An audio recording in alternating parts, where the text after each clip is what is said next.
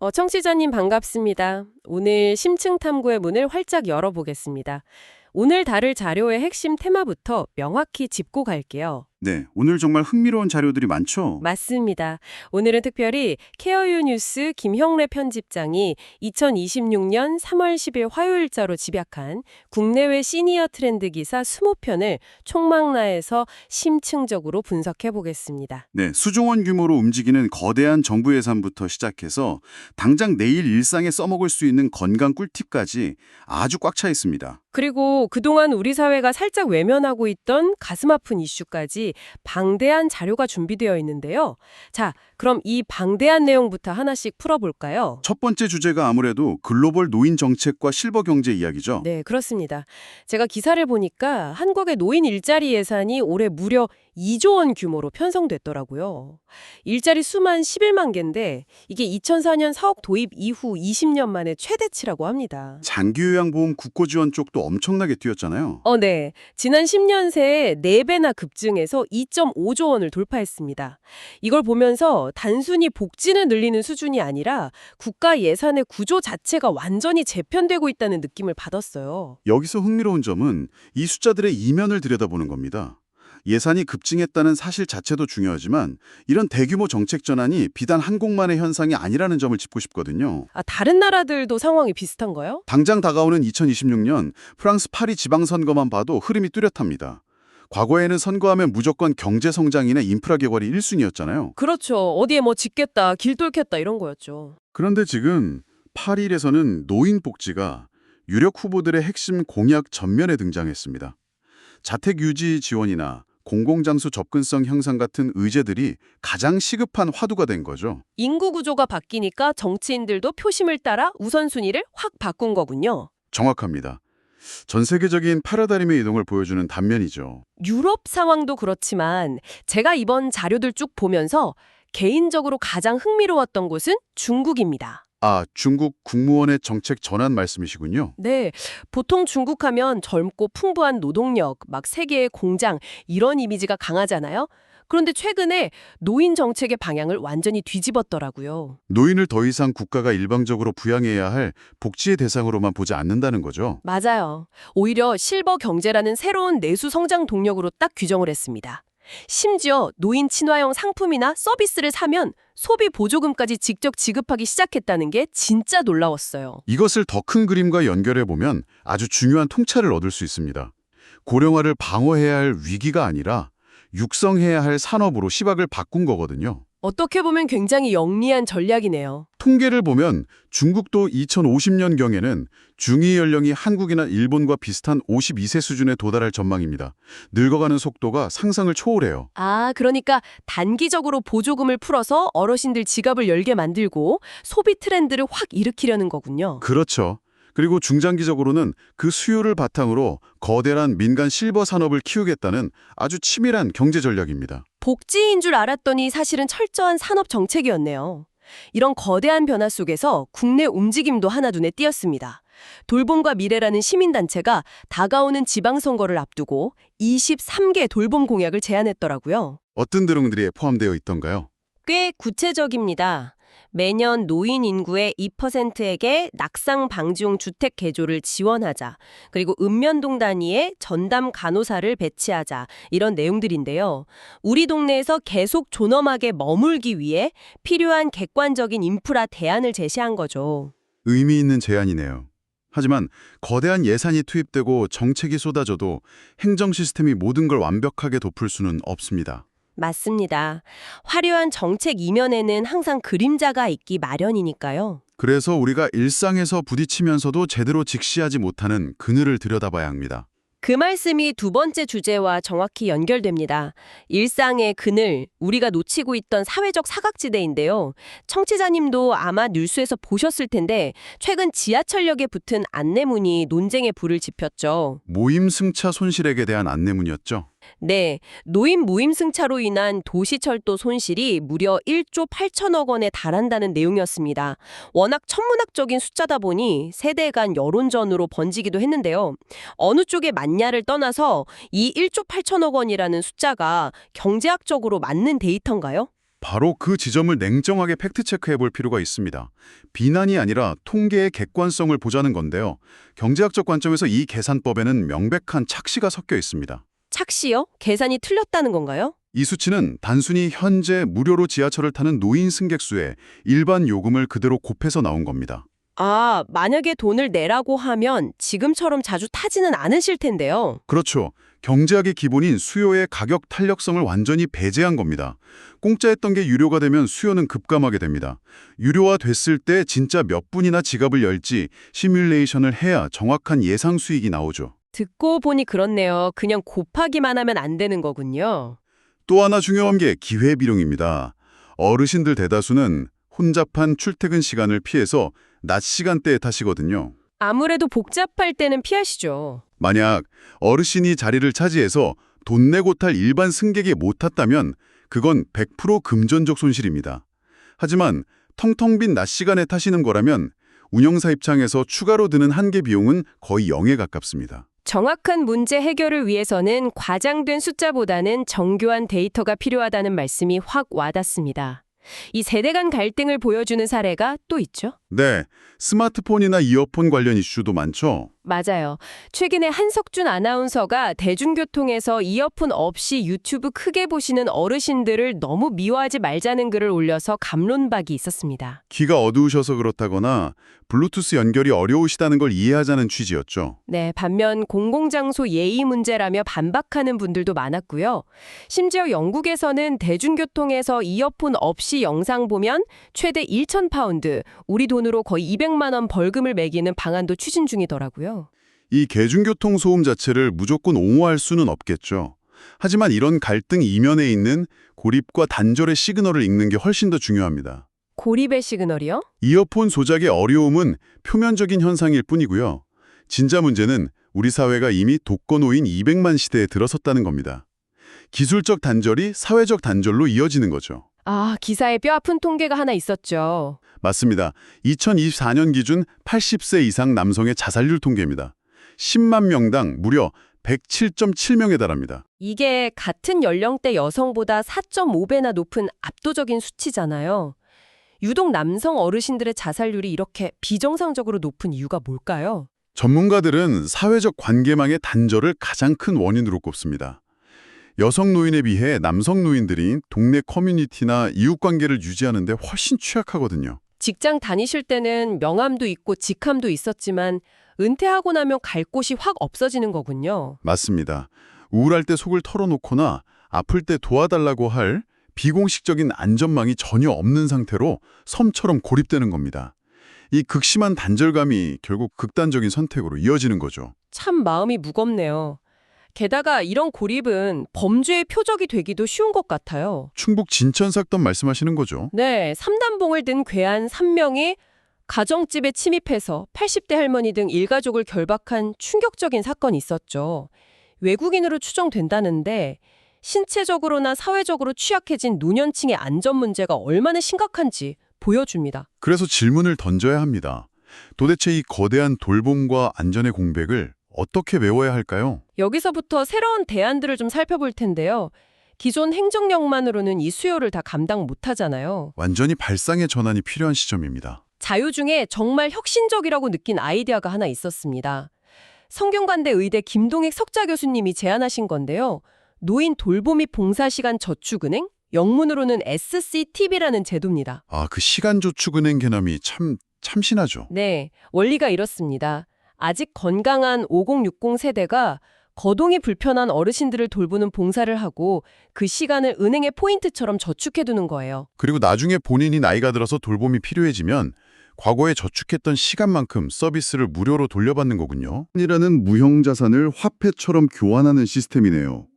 누구나 제공자인 동시에 미래의 수혜자가 되는 구조니까 돌봄을 시혜가 아니라 사회적 순환으로 제정해야 한 점이 훌륭합니다. 연구를 보니까 이 제도가 정착되면 연간 1조 원 가까운 사회적 비용을 절감할 수 있다고 하더라고요.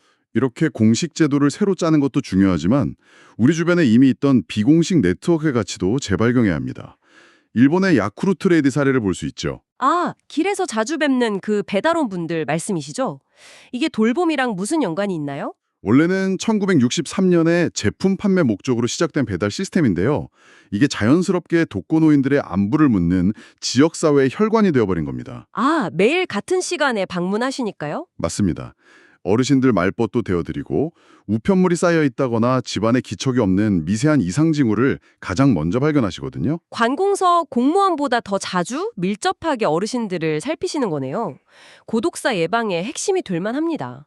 제품 배달이라는 일상적 접점이 훌륭한 비공식 안전망이 된 거죠. 돌봄 이야기 나온 김에 편견 하나 깨고 가겠습니다. 보통 가족 돌봄 하면 며느리나 딸, 아내를 떠올리시잖아요. 아무래도 관습적으로 여성의 역할이라고 생각하는 경향이 있죠. 그런데 시대가 변했습니다. 아내나 부모님을 돌보는 남성 어르신들이 급증하고 있어요. 일본은 이미 남성 돌봄 비율이 31%를 넘었고 우리나라도 체감상 10%에 달한다고 합니다. 그런데 그 남성 어르신들이 엄청난 이중고를 겪고 있다는 게 문제죠. 네, 평생 가사노동을 안 해보셨으니 식사 준비나 위생 관리에서 큰 좌절감을 느끼신대요. 게다가 남자가 무슨 돌봄이냐 이런 편견 때문에 주변에 도움도 못 청하고 고립돼서 우울증을 앓는 경우가 많다고 합니다. 이분들을 위한 특화된 교육이나 심리 지원이 아주 시급합니다. 동시에 현재 공적 돌봄 시스템의 맹점도 뼈아프게 짚어야 하고요. 시스템의 빈틈을 말씀하시는 거군요. 네, 양적으로만 팽창하다 보니 질적으로 구멍이 많습니다. 최근 울산 요양원에서 입소 첫날 어르신이 창문으로 추락해 돌아가신 참담한 사건이 있었잖아요. 기사 보고 정말 놀랐습니다. 창문 추락 방지 장치도 안 되어 있었고 동행 원칙도 안 지켜졌다고 하더라고요. 결국 방해막대 판정을 받았죠. 또 하나 심각한 사각지대가 송형 차량 문제입니다. 치매 어르신들을 매일 주야간 보호센터로 실어나르는 차량 말이죠. 아, 어린이집 노란버스 같은 거 말씀하시는 거죠? 네, 어린이 통학버스는 동승자 의무 배치나 안전교제가 아주 엄격하잖아요. 그런데 노인 보호 차량은 그런 법적 기준이 전무합니다. 그냥 사각지대에 방치된 셈이에요. 돌봄 예산이 아무리 수조원 단위로 쏟아져도 창문 잠금 장치나 동승자 한 명이 없으면 다 무용지물이라는 씁쓸한 현실이네요. 디테일이 생명이죠. 그래도 다행히 희망적인 정책 소식도 하나 있습니다. 이번 달 27일부터 퇴원 환자 지역사회 연계 사업이 본격 시작되거든요. 그 이른바 사회적 입원을 막겠다는 그 정책이군요. 맞습니다. 고령 환자들이 병원에서 다 나았는데도 집에 가면 돌봐줄 사람이 없어서 굳이 요양병원에 계속 머무는 걸 막는 겁니다. 지자체랑 병원이 연결해서 자택에서도 돌봄 서비스를 받게 해주는 거죠. 자신이 살던 집에서 여생을 보내는 에이징 인 플레이스를 실현하는 아주 좋은 방향입니다. 시범 사업 결과 보니까 1인당 평균 280만 원 의료비가 줄었다고 하니 일석이조네요. 자, 지금까지 정책과 사회 시스템을 살펴봤다면 여기서부터 정말 흥미로워집니다. 청취자님 귀 쫑긋 세워주세요. 시니어의 몸과 마음을 지키는 첨단 과학과 건강 꿀팁입니다. 드디어 건강 정보가 나오는군요. 네, 나이 들면 살 빼는 게 무섭다고들 하시잖아요. 지방이 아니라 뼈랑 근육이 빠지니까요. 그런데 골밀도를 유지하면서 요요 없이 살을 빼는 기막힌 방법이 연구로 증명됐습니다. 바로 중량 조끼를 입고 생활하는 겁니다. 미국의 한 대학 연구팀 발표였죠. 이게 원리를 알면 아주 고개가 끄덕여집니다. 어떻게 뼈를 지켜주는 건가요? 살이 빠져서 체중이 줄면 뼈에 가해지던 하중이 줄어듭니다. 뼈는 기계적인 스트레스, 즉 꾹꾹 눌러주는 힘을 받아야 골 형성세포가 활성화되는데 가벼워지니까 골밀도가 떨어지는 거죠. 아, 덜 무거워졌으니까 뼈가 일을 안 하는 거군요. 맞습니다. 그런데 빠진 체중만큼 무거운 중량조끼를 입혀놨더니 골밀도가 그대로 유지되거나 오히려 좋아졌습니다. 줄어든 몸무게를 조끼 무게로 속여서 뼈에 계속 긴장감을 준 겁니다. 우리 뇌도 속는다고 들었어요. 네, 뇌는 체중이 갑자기 줄면 생존의 위협을 느껴서 대사 속도를 확 낮춰버립니다. 이게 요요 현상의 주범이거든요. 그런데 조끼를 입고 있으면 뇌가 몸무게가 줄어든 줄은 모르고 기초 대사량을 그대로 유지합니다. 와, 기발하네요. 당장 산책 갈 때 중량조끼 하나 챙겨 입어야겠습니다. 단, 입고 소파에 누워 계시면 안 되고 걷거나 움직이셔야 효과가 있다는 거 잊지 마시고요. 직립 체중 부하 활동이 필수입니다. 이어서 조금 은밀하지만 삶의 질을 확 떨어뜨리는 변비 이야기 좀 해보겠습니다. 나이 들면 장 감각이 둔해져서 대변이 차도 잘 모르시잖아요? 그러다 돌덩이처럼 굳어버리거든요. 70대 남성 환자가 30대 남성보다 25배나 많다는 통계가 있을 정도죠. 무리하게 힘주다가 뇌혈관 질환으로 쓰러지시는 경우도 많고요. 이때 전문가들이 가장 안전하게 추천하는 게 바로 차전자피, 질경이 씨앗 껍질입니다. 이게 원리가 아주 과학적이더라고요. 식이섬유의 완벽한 밸런스 때문입니다. 식이섬유는 물에 녹는 수용성과 안 녹는 불용성으로 나뉘는데 차전자피는 이 두 가지를 아주 기가 막힌 비율로 갖고 있어요. 두 가지가 장에서 각자 다른 일을 하는 건가요? 네, 수용성은 장에서 젤리처럼 변해서 메마른 대변을 부드럽게 코팅해줍니다. 반대로 불용성은 자기 무게의 40배나 되는 물을 스펀지처럼 쫙 흡수해서 대변 부피를 빵빵하게 부풀려주죠. 아, 화학 변비약처럼 장을 막 억지로 쥐어짜는 게 아니라 부피를 늘려서 자연스럽게 밀어내는 물리적 방식이군요. 아주 안전하고 과학적인 배변 유도 방식입니다. 채소 몇 입 먹는다고 되는 게 아니라 수용성과 불용성의 시너지가 필요했네요. 신체의 건강 챙겼으니 이제 뇌 건강으로 가보겠습니다. 전북에 설치됐다는 그 엑서브레인 기사 보셨죠? 네, 노인복지관에 150인치짜리 거대한 터치스크린이 설치됐더라고요. 어르신들이 큰 화면 터치하면서 게임하듯 치매 예방하는 첨단 인지활동 플랫폼입니다. 정말 좋은 시도네요. 그런데 치매와 관련해서 훨씬 더 파괴적인 첨단의학 소식이 하나 있었습니다. 가천대랑 서울대 연구팀이 발표한 그 혈액검사 기술 말씀이시군요. 피 한 방울로 알츠하이머 진행을 예측한다고요? 맞습니다. 이건 치매 진단에서 엄청난 도약이에요. 알츠하이머 유발 고위험 유전자로 아포이 엡실론 4라는 게 있는데요. 이 유전자를 가진 분들을 대상으로 독특한 검사를 했습니다. 피에서 뇌에 쌓인 치매 단백질을 찾는 건가요? 좀이라는 효소의 기능을 측정한 겁니다. 잠깐만요. 그러니까 뇌에 쓰레기가 얼마나 쌓였나 보는 게 아니라 우리 몸의 진공청소기 성능이 얼마나 떨어졌는지 검사했다는 뜻인가요? 아주 완벽한 비유입니다. 단백질을 보내야 하는 청소기 성능이 떨어질수록 뇌 속 해마가 빠르게 위축되고 나쁜 단백질이 쌓인다는 상관관계를 찾아낸 거죠. 와, 피 속 청소기 성능만으로 뇌의 미래를 예측하다니. 예전에는 치매 검사하려면 비싼 뇌 영상 촬영해야 했잖아요. 네, 이제는 간단한 혈액 검사로 발병 전의 병리 진행 속도를 미리 예측하고 선제 대응할 수 있게 된 겁니다. 정말 경이로운 발전이죠. 오늘 저희가 짚어본 내용 정말 깊고 방대했습니다. 수조 원 예산이 투입되는 실버 경제의 물결부터 무료 승차 논쟁의 팩트체크, 남성 독거노인의 쓸쓸한 현실까지 쭉 살펴봤습니다. 비관적인 그늘만 있는 건 아니었죠. 시간저축은행 같은 혁신도 있고 야쿠르트 배달이라는 따뜻한 안전망도 있었으니까요. 네, 거기에 중량조끼, 차전자피, 핏속 청소기 검사까지 미래의 윤곽이 선명해지는 기분입니다. 오늘 기사들을 쫙 집약해 주신 김영래 편집장님이 글 말미에 책은담 구절을 담기셨더라고요. 징분여 첨화, 욕심여 투수. 분노가 있는 것은 불길 막듯 억제하고 욕심은 물수가 던지듯 잠재우라는 뜻이죠. 갈등만은 요즘 꼭 필요한 마음가짐입니다. 네, 오늘 논의 마무리하기 전에 청취자 여러분께 던져주실 화두가 하나 있으시다고요. 네, 아까 시간저축은행과 야쿠르트 레이디 사례를 살펴봤는데요. 만약 우리가 블록체인이나 AI 기반의 커뮤니티 앱을 활용해서 이 두 가지를 결합해 본다면 어떨까요? 앱으로 결합한다고요? 거창하게 복지관 갈 필요 없이 출근길에 옆집 어르신 문 앞에 우유가 잘 수거됐는지 스마트폰으로 1초만 딱 체크인하는 겁니다. 그러면 내 미래의 요양 포인트가 블록체인에 안전하게 쌓이는 거죠. 일상적인 관심이 게임처럼 보상으로 연결되는 거네요? 맞습니다. 이런 기술이 보편화된다면 우리가 80대가 되기도 전에 고독사나 돌봄 공백이라는 사회적 질병 자체를 영원히 퇴치할 수 있지 않을까요? 청취자 여러분의 생각은 어떠신가요? 정말 짜릿한 상상력입니다. 기술이 차가운 스크린에 갇힌 게 아니라 이웃의 체온을 이어주는 혈관이 될 수 있다는 희망이 보이네요. 청취자님, 오늘 심층탐구는 여기까지입니다. 이 이야기들이 여러분의 일상에 작은 영감을 주었기를 바랍니다. 네, 함께해 주셔서 감사합니다. 불필요한 화는 잠재우고 마음의 여유를 채우는 평온한 하루 보내십시오. 저희는 다음 시간에 더 날카로운 분석으로 찾아오겠습니다. 좋은 하루 보내세요.